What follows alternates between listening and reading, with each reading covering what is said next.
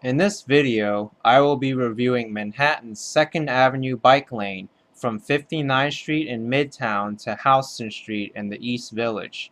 Even though the 2nd Avenue bike lane technically starts at 125th Street, I am splitting it up since the traffic patterns south of 59th Street are completely different from the rest of Manhattan. The bike path is 2.9 miles long and is extremely accessible, connecting with east and west bike lanes about every 10 blocks or so. It also connects to the Queensboro Bridge bike path via a two-way bike lane on 59th Street. The path is located on the left side of the road, and depending on the section, is either a shared lane or a protected bike lane, which is protected by parked cars or a raised curb. The city is currently converting the 2nd Avenue bike lane between 59th Street and 43rd Street to a protected bike lane from a shared lane. The section from 43rd Street to 34th Street by the Queens Midtown Tunnel is a shared bike lane, and the section from 34th Street to 2nd Street is a protected bike lane protected by parked cars. Safety hazards along this route include dooring from the passenger side of parked cars along the shared route, Hello? pedestrians walking into the protected lane from either the sidewalk or in between parked cars, This guy may cut me off. He does, he's a jackass. vehicles making left turns, Oh my gosh. This looks very hairy. NYPD barricades, bicycles and other vehicles going the wrong way, scooters and electric bicycles passing too close, and frequent construction resulting in detours and narrow spaces.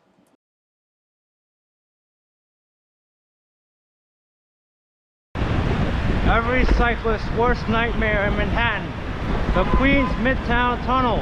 You must be extremely vigilant approaching the Queens Midtown Tunnel between 38th Street and 34th Street, as the shared bicycle lane is also shared between motor vehicles making left turns at 36th Street.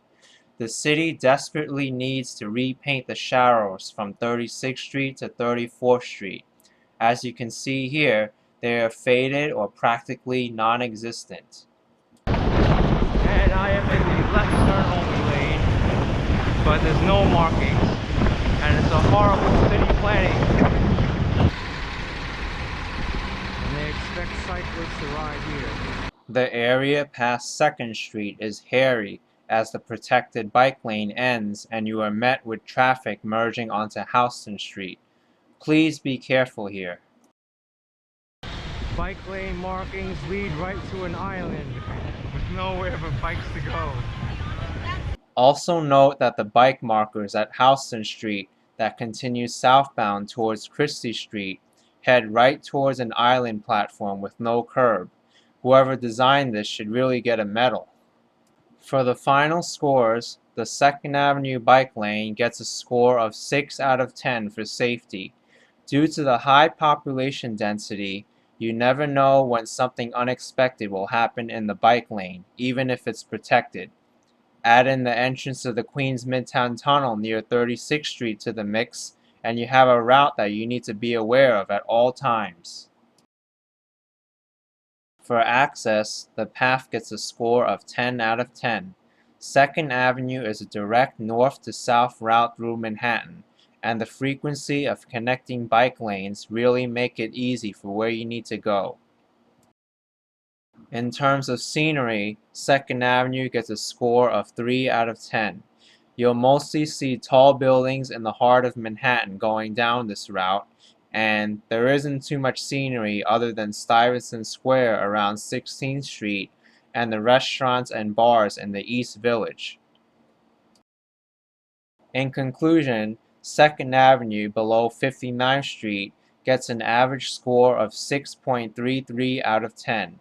It is a decent bike lane and definitely worth riding to get where you need to go in Manhattan. Thanks for watching my video, and stay safe everyone.